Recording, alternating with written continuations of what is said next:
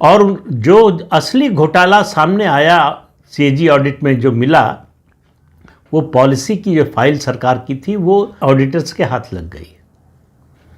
उसमें law ministry का note था, उसमें कोयला सचिव का नोट था और उसमें प्रधानमंत्री मनमोहन सिंह के भी नोट्स थे। लॉ मिनिस्ट्री ने 2006 में ही कहा था कि कोयला खदानों का आवंटन कॉम्पिटिटिव बिडिंग के जरिए होनी चाहिए। सरकार उसको टालती रही। अब कोयला खानों के आवंटन के लिए स्क्रीनिंग कमेटी बनी है, उसकी 200 बैठकें हुई। 200 बैठकों की फाइल सीएजी के लोग, ऑडिट के लोग मांगते रहे, सरकार ने नहीं दिया। बड़ी मुश्किल से बड़ा दबाव डालने पर सिर्फ 2 स्क्रीनिंग कमेटी की बैठकों की फाइल मिली सीएजी को, और उसी में उन्होंने पकड़ लिया कि कितना आर्बिट्रेरी तरीके से ये जो है अलॉटमेंट हुआ है। दूसरी बात, जब ये घोटाले की बात आती है तो विंडफॉल प्रॉफिट की बात आती है, तो शेष कुमार ने कहा कि ये हमारी टर्म नहीं है, ये सरकार की फाइल में कोयला सचिव का ये नोट है।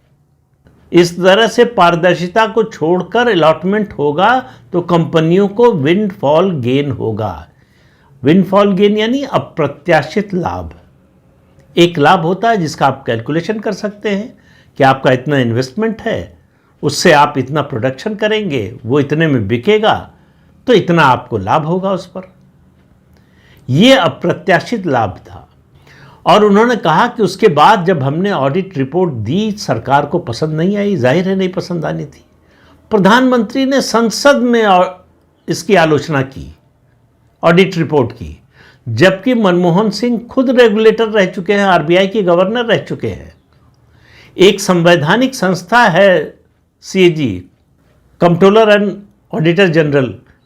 ये जितने सरकारी विभाग हैं जहां भी सरकार का पैसा खर्च होता है, उस खर्च का ये ऑडिट करते हैं, ये संस्था करती है। मैंडेटरी है, जो भी सरकारी खर्च जहां भी इन्वॉल्व है सरकार का पैसा, वहां सीएजी से ऑडिट करना ये मैंडेटरी है। और इसी सीएजी के जरिए बड़े बड़े घोटाले कांग्रेस के सामने आए हैं। चाहे वो बोफोर्स का घोटाला हो, वो भी सीएजी की रिपोर्ट से सामने आया। 2G स्कैम हो, हालांकि कांग्रेसी आजकल बहुत बोलते हैं लोअर कोर्ट से जो है जो आरोपी थे वो बरी हो गए हैं, लेकिन अभी हाई कोर्ट में मामला जा रहा है। और ये उस समय जो रिपोर्ट दी गई थी, कांग्रेस के समय की ही रिपोर्ट के आधार पर लोअर कोर्ट का फैसला आया था।